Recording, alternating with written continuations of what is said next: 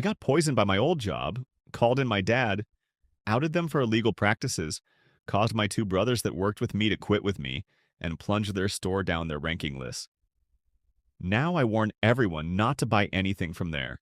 This is going to be a long one, so settle down, friends, as I tell you the horrors of this damned store.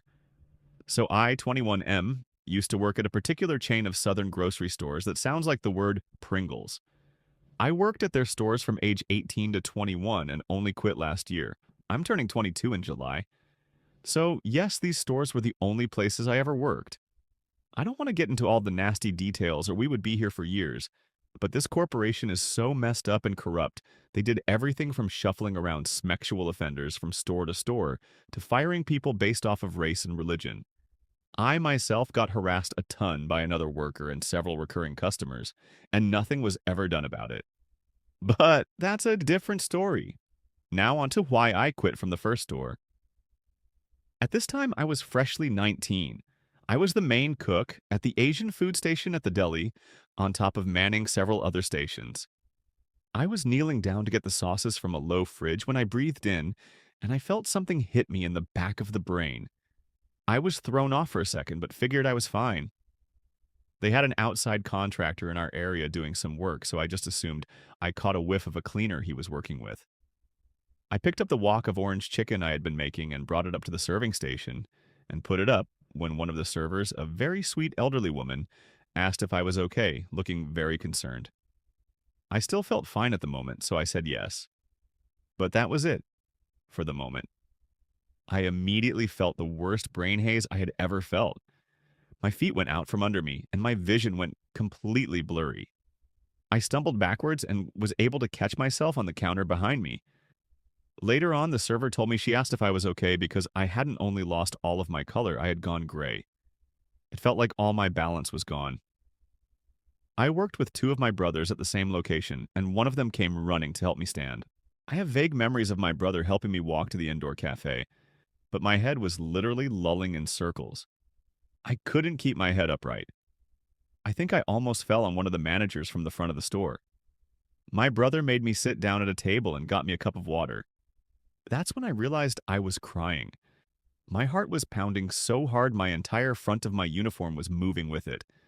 Whatever my body was reacting to was so bad, it was overwhelming it. I felt like I couldn't move, I was just sunk into the chair crying. I tried to pick up the cup and my brother had to come back to help me take a drink. At this point, I was panicking. A fact about the kitchen that I, as the head chef, was painfully aware of, we had a gas-run pizza oven. A really old gas-run oven. A gas-run oven that you had to kick to get all four burners kick on. I'll tell you now, it wasn't a gas leak. But that's what my brain immediately went to. Especially since they refused to do maintenance on that oven, or the gas-run open flame walks one machine away from said oven. This whole time I felt like I wanted to throw up, but at the same time I couldn't. The supervisor told my brother he had to stop checking on me and that he would get in trouble if he kept checking. The supervisor and other members of morning shift. I was a night shifter, my other night shifters know how it is. Well, they were treating me like I was exaggerating. One of them came over one of them in particular that I hated because she looked down on everyone and started baby talking about how some people are just weaker than others. This whole time I was panicking and telling her I wasn't exaggerating, and everyone else needed to leave the deli until we figured out what it was. And if it was affecting me so badly it had been an hour and my body was still panicking, it was bad. She brushed me aside and left again. That's when I realized they weren't going to investigate what happened to me at all. And they were going to keep everyone, including my two brothers, working in the same area I just got affected in. That's when our absolute hero shows up. The nearby McDonald's manager. A sick dude around the same age as me that regularly got food at the deli. I had served him a few times. He had been sitting in the cafe on his lunch break from his job when he saw me. He immediately came over and asked what was wrong, as we were on bro terms. I gave him a breakdown on what was going on, and he went over to check it out.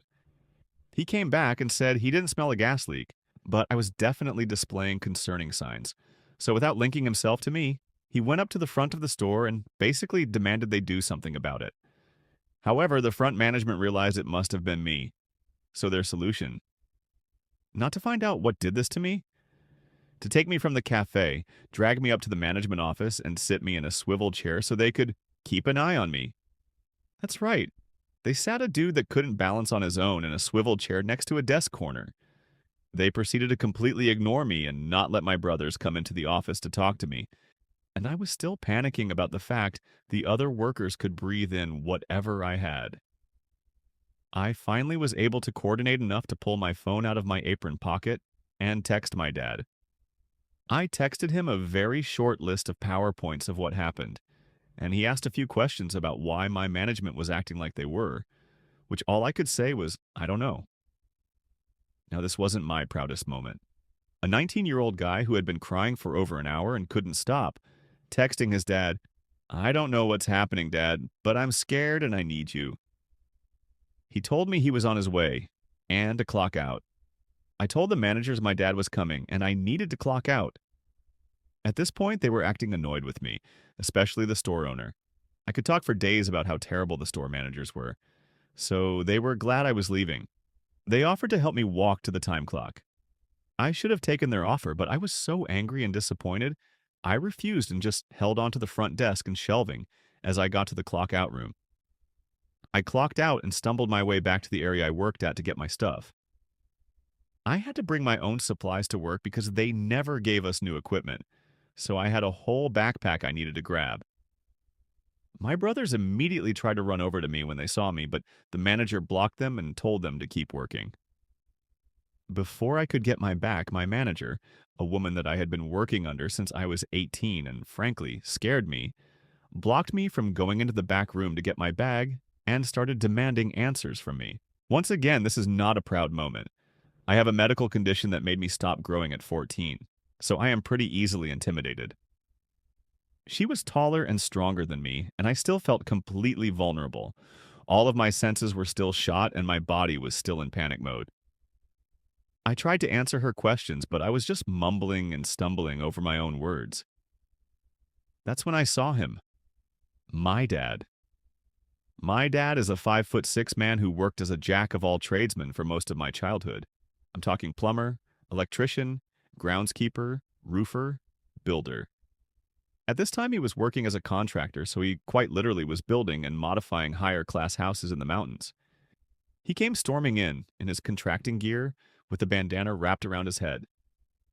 That's when I knew I was going to be okay.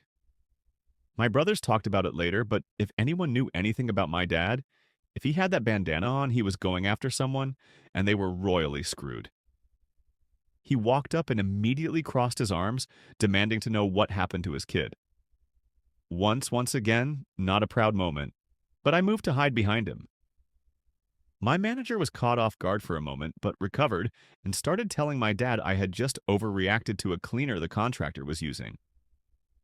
At that time, I had figured it must have been something the contractor was using, but I didn't know for sure. So the fact they knew what had done this to me and didn't feel the need to tell me made me mad. But it pissed my dad off. He demanded to talk to the contractor. If you've ever heard a 49-year-old man get mad, you can imagine the tension in his voice. He didn't yell. He never yells. But when he gets serious, the tension in his voice is genuinely terrifying. The contractor they hired came over. That's when my dad's expertise clicked in. My dad, the contractor, in other words, the guy that knew all the local laws around contracted labor. He asked all the right questions. He demanded to see what the contractor had been spraying around the kitchen that day. When they handed him the can, he tore the contractor a new one. So, the kitchen I work in is blocked from the rest of the deli area by a counter. A counter has about an inch of space under it for cleaning purposes. So, when I leaned down, this spray had shot under the counter and directly into my face. And what was that spray? An industrial-grade degreaser. It was so strong it was meant to be used in empty factories by someone in a full respirator mask. It wasn't supposed to be sprayed around people, and especially not right in someone's face. My dad immediately pointed this out and demanded to see the contractor's safety sheet on the chemical. Something that all contractors in our area are required to carry on every chemical they use to show they know how to safely use it. The contractor said he had it in his van. He did not. This man was using one of the strongest factory-grade degreasers on the market, and he didn't know how to safely use it. He was wearing a mask while using it, but not a respirator. It was just a plain white dust cover. My dad lost his mind on them and sent me past my manager to get my bag while he tore them apart. Oh, and the illegal part. The company wasn't supposed to hire outside contractors for this exact reason, but my manager did so that the work wouldn't be filed wood, so it would seem like our store didn't take any company resources for repair jobs. Anyway, my dad took me home, and my siblings came back too. My dad went into his PC and looked at the full information page on the degreaser. I was in the second stage of serious poisoning. It wouldn't kill me, thankfully, but it wasn't fun. At this point, I had a little bit of my balance back, but I was still panicking and confused. I was able to draft up a text ripping them a new one and quitting. I had a pounding headache, and I ended up throwing up 3 times before I fell asleep that night. I woke up the next day unemployed, but a lot happier. I had a headache for several days. I ended up working for the company again for around a year in the future, but that's a different story. Now, every time I get the chance, I out all the garbage I can on this dumpster fire of a trash company. And let me tell you just a few bullet points of dirt I have on them, just for a little more revenge. They wanted me to serve frozen soup that expired in 2018 and 2021. They marked rotisserie chicken that weren't organic as organic and sold them at the marked up price they wanted us to cook chicken that went green. They reused expired meat from the meat counter in the ready-serve food. They called people slurs outright. They used outside contractors with no safety standards.